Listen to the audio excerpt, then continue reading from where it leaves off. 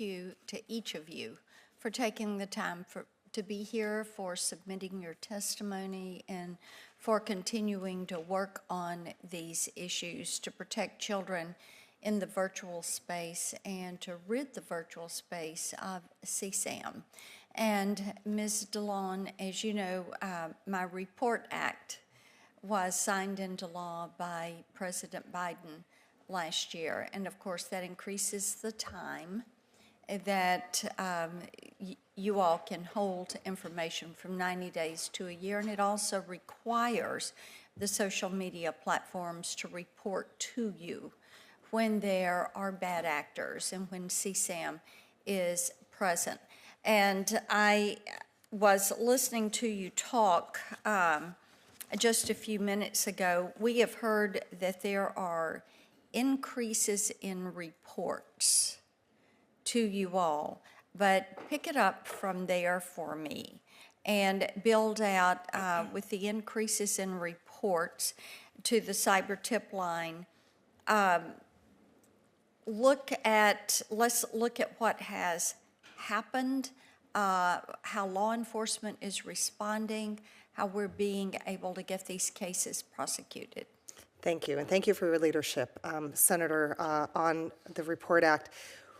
We have seen in the last year, we have seen a 192% increase in online enticement reports. That is a result of reports coming in from the tech companies as well as members of the public who are making those reports to us. We do have concerns regarding the quality of those reports. There is the requirement that the company report it if they become aware of it, but the fact that many of these reports are coming from the public rather than the provider shows that they're not detecting that. In addition, the company's still going back to the requirements of what should be included in a report. Companies are still, choosing based upon their own decision what they wish to include in the report and what they don't. More consistency across the companies would be good. We did issue in response. Hang on, just right there. So then they are reporting, but their metric is a subjective metric. Is that what you're saying? That is correct, Senator. Okay. That is correct. And we did issue guidelines based upon the Report Act last fall that does provide very clear guidance and helpful information on the recognizing child sex trafficking and online enticement on their platforms. So should we look at going back into the Report Act and being specific in some of that guidance that you all issued? Should we put that into statute so that there is a uniform approach? There's also, that is one idea. There's also within the Stop CSAM Act, there are provisions there regarding building out what information would be helpful in a cyber tip line report.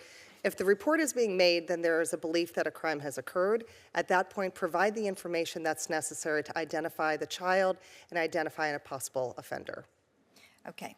Well, what we want to do is make certain that with the changes that were made through the Report Act, that you all are able to get that information to law enforcement. Law enforcement is able to apprehend bad actors, and we are able to get them off of these platforms and prosecuted.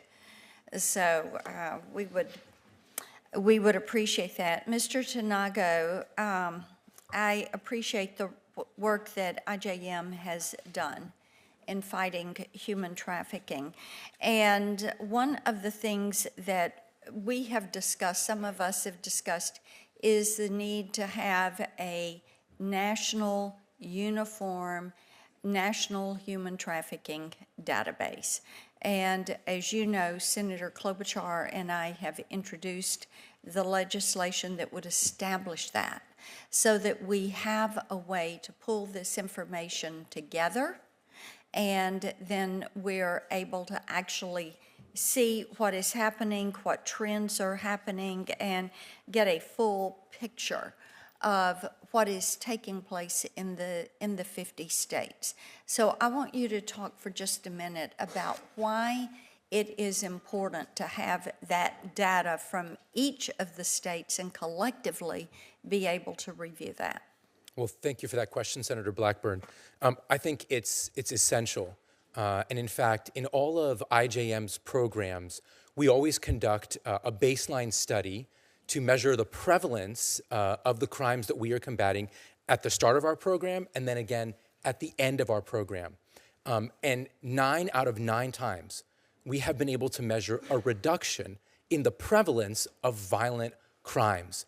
And I think it's really important when I talked about the scale of harm, nearly half a million children who are being sex trafficked in live streaming in the Philippines alone. The reason that we spent all the time and effort to do that research study is because we believe that at some point down the future, at the end of our program, that we will be able to reduce the prevalence of that crime. But the only way we know if anti-trafficking programs are working is if you collect the data, right? And at the end of the day, I think what all of us care about is that children are being protected, whether it's from trafficking, whether it's from CSAM, whether it's from live stream child sexual abuse. At the end of the day, our work should lead to fewer victims of these terrible crimes. And the only way we know if that's happening is if we gather the data. And I appreciate that, and I think the live streaming is such a heinous act.